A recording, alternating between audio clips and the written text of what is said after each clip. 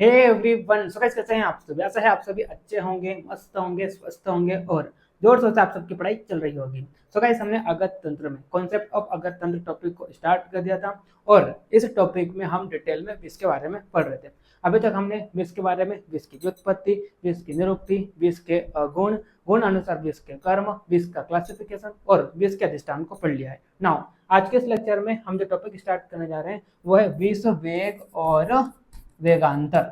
विष, वेग और वेगांतर, ठीक है। ये टॉपिक भी इंपॉर्टेंट टॉपिक्स है ना। यहाँ से 5 मार्क्स का क्वेश्चन आपकी यूनिवर्सिटी एग्जाम में पूछा जा सकता है, ठीक है। तो देखिए व्हाट इज विष वेग, है ना। व्हाट इज कॉन्सेप्ट बिहाइंड विष वेग, ठीक है। तो सबसे पहले हम विष वेग का कॉन्सेप्ट समझते हैं, ठीक है। विष वेग क्या होता है, तो देखिए क्या होता है। जैसे कि आप सभी को पता है हमारी बॉडी में टोटल 7 धातुएं हैं। कौन कौन सी? रस, रक्त, मांस, मेद, अस्थि, मज्जा, शुक्र, है ना। और आप सभी जानते हैं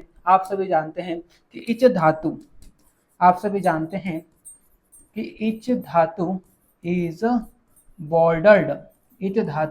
बॉर्डर्ड बाय मेम्ब्रेन, है ना। आयुर्वेद में मेम्ब्रेन को क्या बोलते हैं? आयुर्वेद में मेम्ब्रेन को कला बोलते हैं, ठीक है। तो आप सभी जानते हैं कि हर एक धातु जो होती है वो किससे बॉर्डर्ड होती है? बॉर्डर्ड बाय मेम्ब्रेन या कला। कहने का मतलब ये है कि दो धातुओं के बीच में क्या प्रेजेंट होती है? कला या मेम्ब्रेन प्रेजेंट होती है ना। कला या मेम्ब्रेन प्रेजेंट होती है, ठीक है। तो जब भी विष, है ना, जब भी विष हमारी बॉडी में प्रवेश करता है ना, जब भी विष क्या करता है? हमारे शरीर में प्रवेश करता है ना, हमारे शरीर में प्रवेश करता है, ठीक है। तो सबसे पहले ये कौन सी धातु में जाता है? सबसे पहले ये रस, है ना। रस के बाद रक्त, है ना। रक्त के बाद मांस, है ना। मांस के बाद मेद, है ना। मेद के बाद अस्थि, है ना। देन मज्जा, देन शुक्र, ठीक है। तो इस प्रकार से विष जो होता है हर एक धातु में क्या होता है? इंटर करता है या प्रवेश करता है, ठीक है। तो इस विष को एक धातु से दूसरे धातु में जाने के लिए इनके बीच में जो मेम्ब्रेन प्रेजेंट है, इस मेम्ब्रेन को इसको क्या करना पड़ता है? क्रॉस करना पड़ता है, ठीक है। तो कैसे करता है? तो बाय देयर एफर्ट ये विष क्या करता है? ये विष जो होता है बाय देयर एफर्ट, है ना, बाय देयर एफर्ट विष जो होता है क्या करता है? इस मेम्ब्रेन को ब्रेक करता है ना, देन इस मेम्ब्रेन को क्रॉस करता है और अगली धातु में क्या कर जाता है? इंटर कर जाता है, ठीक है। और इस मेम्ब्रेन को क्रॉस करने के दौरान, है ना, इस मेम्ब्रेन को क्रॉस करने के दौरान इस विष के द्वारा एक वेग क्रिएट होता है और इसी वेग को क्या कहा जाता है? विष वेग कहा जाता है। इसे हम क्या कहते हैं? विष वेग, ठीक है।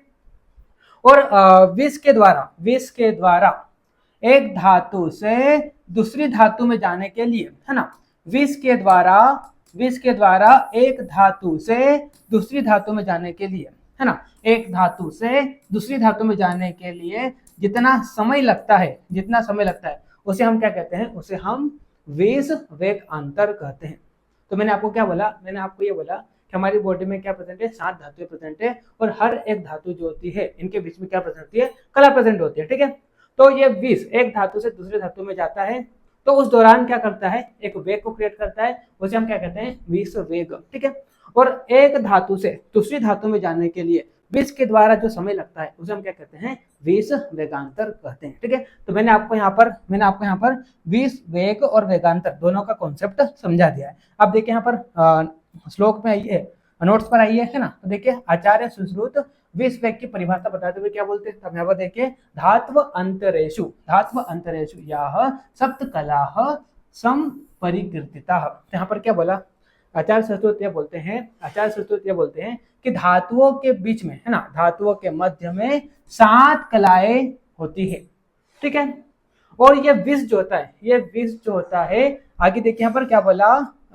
ताश्व एक एकाम अतिक्रम्य वेगम प्रकृते विषम।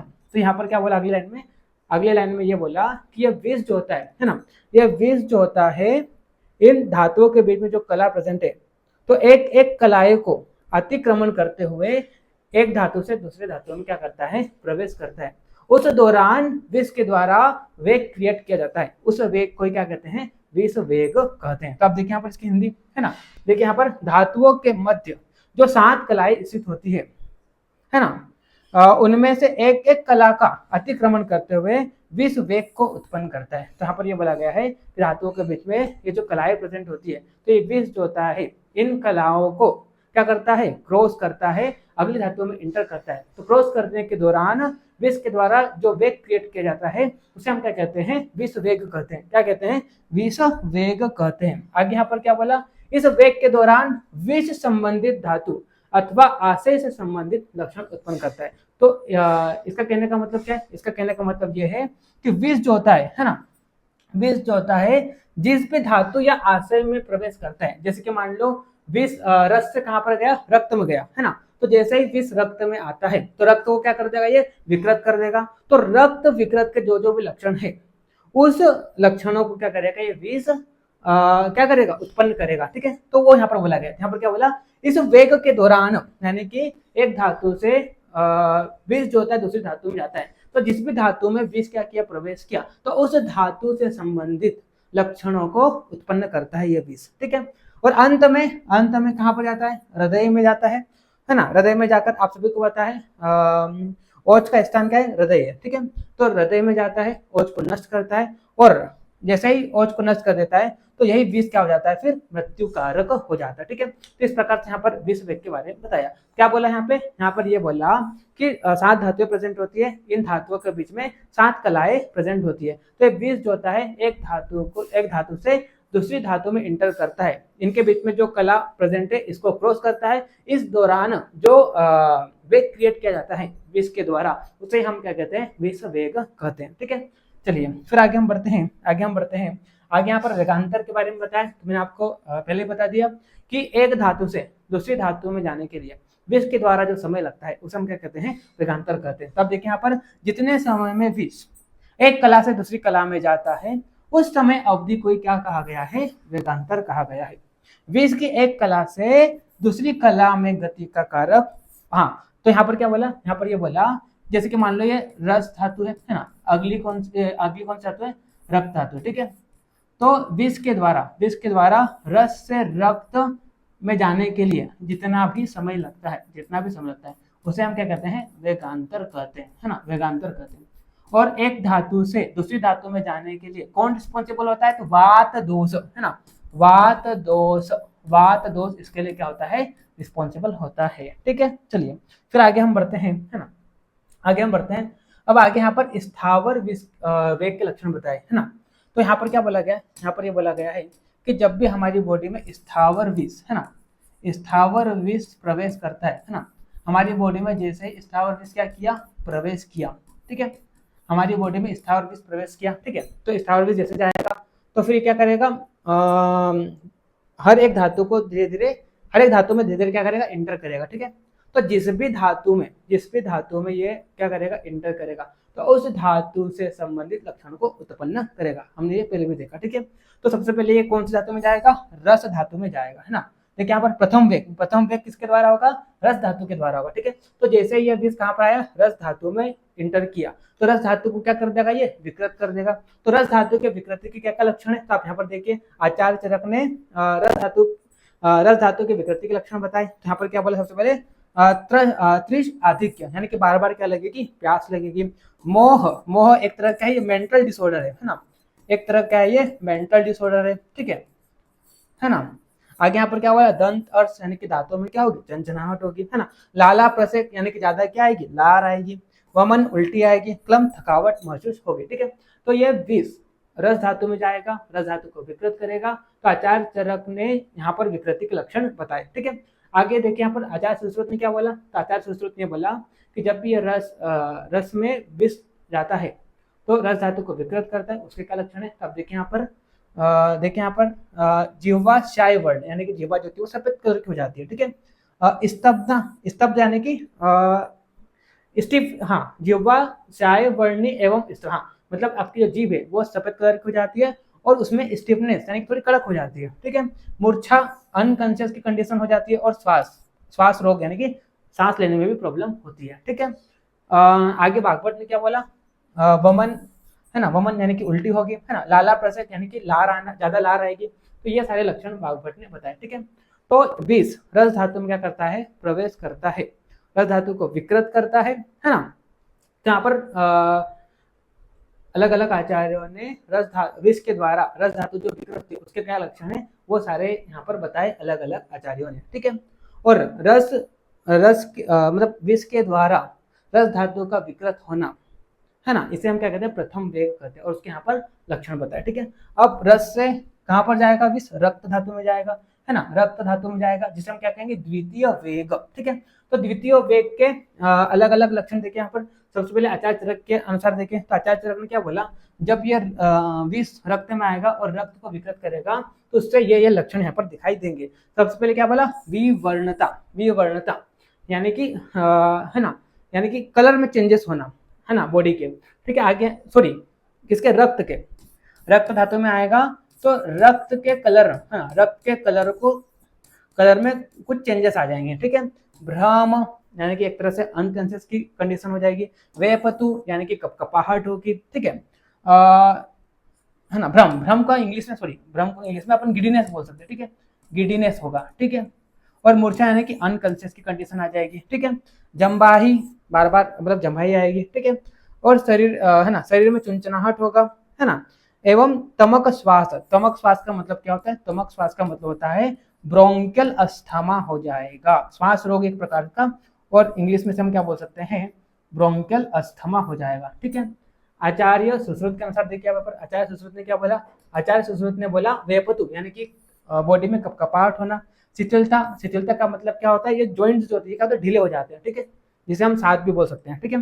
दाह यानी कि बर्निंग सेंसेशन होगा, ठीक है, जलन होगी शरीर में, ठीक है। फिर आगे यहाँ पर कंठ में पीड़ा हो सकती है, और अमाशय में पहुंचकर हृदय पीड़ा, हाँ, अमाशय में पहुंचकर हृदय में, है ना, और अमाशय में पहुंच जाता है, और साथ में यहाँ पर हृदय में पहुंचकर हृदय में पीड़ा करता है, ये आचार्य सुश्रुत के लक्षण बताए। आगे यहाँ पर भागवत के अनुसार देखिए, शरीर में चुनचुनाहट होगी, है ना, जम्भाई आना, वेपतु कंपन होना इत्यादि लक्षण होते हैं, ठीक है। अब अगला, रस से रक्त में, रक्त से यहाँ पर मांस में, जैसे ये मांस में आता है ना, तो उसे हम क्या कहेंगे, तृतीय वेग। इसके क्या लक्षण है, तब यहाँ पर देखिए, है ना, शरीर में मंडल, है ना, फिर कंडू इचिंग होना, सोथ, है ना, सोथ यानी कि सूजन होना, है ना, और कोट एक प्रकार की क्या है, स्किन डिसीज होगी, इस प्रकार से लक्षण बताए, ठीक है। आचार्य सुश्रुत ने तालुसोस, तालुसोस यानी कि ये जो मुंह सूखेगा बार बार, ठीक है, तीव्र अमाशय में सूल होगा, ठीक है, पेन होगा, ठीक है। नेत्र विवर्ण, आपकी नेत्र जो है वो अलग कलर की हो जाएगी, है ना, उनका कलर में चेंजेस हो जाएंगे, और हरे वर्ण या कैसे हो जाएगी, हरे वर्ण या स्वच्छ युक्त हो जाएगी, यानी कि सूजन आ जाएगी, ठीक है। फिर आगे आप देखिए यहाँ पर भागवत ने क्या बोला, शरीर में कंडू यानी कि इचिंग होगी, स्किन डिसीज एक प्रकार का कोट, तो एक तरह का स्किन रोग भी हो सकता है, ठीक है। मंडल, मंडल क्या होता है, जो आंखों की प्रॉब्लम एक प्रकार से आई डिसऑर्डर, ठीक है। और सॉफ यानी कि सूजन आ सकती है, ठीक है। चलिए अब आगे बढ़ते हैं। फिर रक्त से रस, रस से रक्त, रक्त से मांस, मांस से क्या आएगा, चौथी धातु मेद, ठीक है। तो मेद जैसे आता है, इसमें क्या कहते हैं, चतुर्थ वेग। इसके क्या लक्षण है, तब देखिए यहाँ पर दाह यानी कि जलन होगी, है ना, छर्दी यानी कि वमन होगा, अंगशूल अंगों में पेन होगा, मूर्छा अनकॉन्शियस की कंडीशन होगी, ठीक है। आगे यहाँ पर देखिए, पक्वा से अमाशय में क्या करेगा, तोदबत पीड़ा करेगा, है ना, हिक्का रोग होगा, काश रोग होगा, हाथों में सूजन हो जाएगी, और सिरो गौरव यानी कि सिर भारी भारी लगेगा, ठीक है। आगे यहाँ पर देखिए, वात आदि दोष, वात आदि दोष इनके, है ना, वात आदि दोष के अधिक कुपित होने से इनसे इनके अपने अपने उपद्रव उत्पन्न होते हैं, ठीक है। चलिए फिर आगे हम बढ़ते हैं। फिर अगली धातु में आएगा, तो कौन सी धातु अगली, रस, रक्त, मांस, मेद, अस्थि। तो अस्थि में आएगा तो इसे हम क्या कहेंगे, पंचम वेग कहेंगे। इसके क्या लक्षण है, तो नीला दिखना, है ना, है ना, नेत्रों के सामने अंधकार छा जाना, ठीक है। आगे यहाँ पर कफ प्रसेक यानी कि ज्यादा सलाइवेशन होगा, है ना, विवर्णता, पर्व भेद यानी कि ज्वाइंट में क्या होगा, ज्वाइंट में परोभेद, परोभेद का मतलब क्या होता है, जॉइंट में पेन होना, ठीक है। सर्वदोष प्रकोप, सभी दोष प्रकोप प्रकोपित हो जाएंगे, है ना, और पक्वाशय में वेदना होगी, ठीक है। आगे आप देखिए, यहाँ पर दर्शन भ्रांति यानी कि देखने में प्रॉब्लम होगी, नेत्रों के सामने क्या हो जाएगा, अंधकार सा छा जाएगा, ठीक है। अस्थि के बाद मज्जा में आएगा, इसे हम क्या कहेंगे, षष्ठम वेग। इसके क्या लक्षण है, तो यहाँ पर हिक्का रोग हो जाएगा, ठीक है, चरक के अनुसार। सुश्रुत के अनुसार बुद्धि एवं प्राणों का नाश हो जाना, और अधिक मात्रा में क्या होगा, डायरिया हो जाएगा, अतिसार हो जाएगा, ठीक है। साथ में यहाँ पर वाग्भट ने भी क्या बोला, हिक्का रोग हो जाएगा, ठीक है। तो मज्जा से कहाँ पर आएगा, फिर शुक्र, है ना। फिर बात करते हैं अपन शुक्र में आएगा, सातवीं सातवीं धातु किसमें आएगा, शुक्र में, है ना। तो स्कंद भंग, स्कंद भंग होना यानी कि कंधे झुक जाएंगे, ठीक है। आगे यहाँ पर सुश्रुत ने क्या बोला, कंधे, पीठ और कमर, ये तीनों क्या हो जाएंगे, एक प्रकार से झुकावट आ जाएगा इसमें, ठीक है। सांस लेने में प्रॉब्लम होगी और इससे मृत्यु भी हो सकती है, ठीक है। आगे देखिए यहाँ पर वाग्भट ने भी क्या बोला, कंधे झुक जाना। फिर यहाँ पर आचार्य चरक ने आठवां वेग भी बताया है, चरक और वाग्भट ने आठवां वेग बताया, सुश्रुत ने सिर्फ 7 वेग बताया, ठीक है। तो आठवां वेग में आचार्य चरक ने क्या बोला कि लास्ट में क्या होगा कि मृत्यु हो जाएगी, ठीक है। इस प्रकार से एक एक धातु को क्रॉस करते आएगा और आखिरी में जैसे ही आएगा तो मृत्यु हो जाएगी। और वाग्भट ने भी यही बोला, लास्ट में 8वें वेग में क्या हो जाएगी, मृत्यु हो जाएगी, ठीक है। चलिए फिर आगे हम बढ़ते हैं, है ना। आगे आप देखिए यहाँ पर स्थावर, आप इनकी चिकित्सा बताइए, ठीक है, इनकी चिकित्सा, ठीक है। तो जैसे ही विष कहाँ पर आता है, पहली धातु में आता है, यानी कि जैसे ही प्रथम वेग क्रिएट होता है विष के द्वारा, ठीक है, तो उस दौरान आपको किस प्रकार से चिकित्सा करनी चाहिए। तो आचार्य चरक ने क्या बोला, दहन कर्म करना, है ना, रक्त श्रावण, वमन कर्म, है ना, शीत आंबू से सेचन कर्म, और अगत, है ना, यानी कि मधु और घृत युक्त अगत पान का सेवन करना, ठीक है। आचार्य सुश्रुत ने क्या बोला, वमन कर्म करना, शीतल जल का सेवन से सिंचन कराना, ठीक है, और मधु सर्पी के साथ किसका, अगत पान का सेवन करना। भागवत ने क्या बोला, वमन कराना चाहिए, ठीक है, शीतल जल का से सिंचन कराना चाहिए, और मधु सर्पी के साथ अगत के पान का सेवन कराना चाहिए, ठीक है। चलिए फिर आगे हम बढ़ते हैं। आगे द्वितीय वेग के क्या क्या चिकित्सा बताई, है ना, यानी कि दूसरी, जब विष के द्वारा दूसरा वेग किया जाता है तो उस दौरान क्या चिकित्सा करनी चाहिए। तो आचार्य चरक ने क्या बोला, विरेचन और हृदय आवरण। हृदय आवरण क्या होता है, हृदय को कुछ ऐसे द्रव्य बताए, जैसे कि बात करते हैं मधु हो गया, है ना, जैसे कि बात करते हैं सर्पी हो गया, जैसे कि बात करते हैं मज्जा आदि द्रव्यों से क्या करना, हृदय को ढकना, इसे क्या कहते हैं, हृदय आवरण, ठीक है। पूर्ववत वमन और विरेचन कर्म कराना, और भागवत ने भी क्या बोला, वमन और विरेचन कर्म कराना।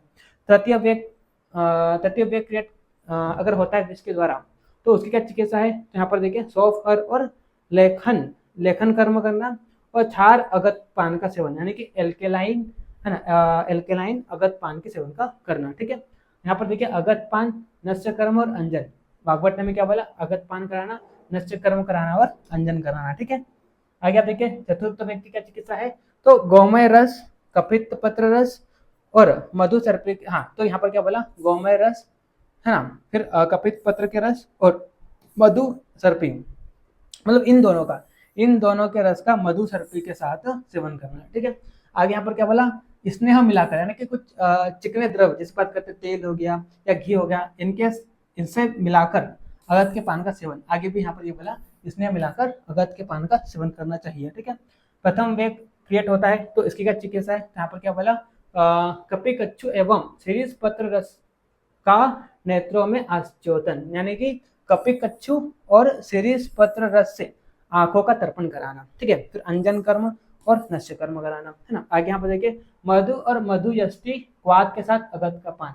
मधु यष्टि क्या होता है, मधु यष्टि होता है मुलेठी, तो मधु और मुलेठी के क्वाथ के साथ अगत के पान का सेवन। यहाँ पर भी वही बोला, मधु और मुलेठी के क्वाथ के साथ अगत के पान का सेवन कराना, है ना। अगर छठा वेग क्रिएट होता है तो इसकी चिकित्सा संज्ञा स्थापन औषधियों का प्रयोग, है ना। यहाँ पर देखिए अतिसार वात चिकित्सा, और आगे में यहाँ पर केवल, हाँ, यानी कि अतिसार वात होता है तो उस दौरान जो चिकित्सा की जाती है वही सेम चिकित्सा यहाँ पर सप्तम वेग के दौरान कराना है, ठीक है।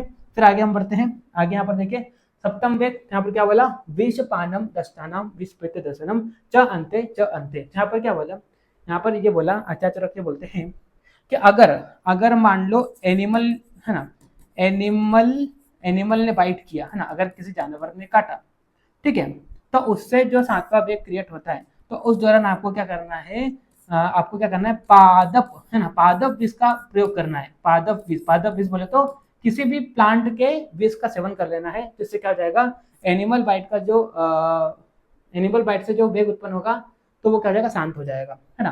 फिर आगे यहाँ पर एक चीज और बोली, आगे यहाँ पर ये बोला कि अगर मान लो प्लांट पॉइजन, है ना, अगर मान लो प्लांट पॉइजन से अगर ये वेग क्रिएट होता है तो उस दौरान आपको एनिमल पॉइजन का प्रयोग नहीं करना है।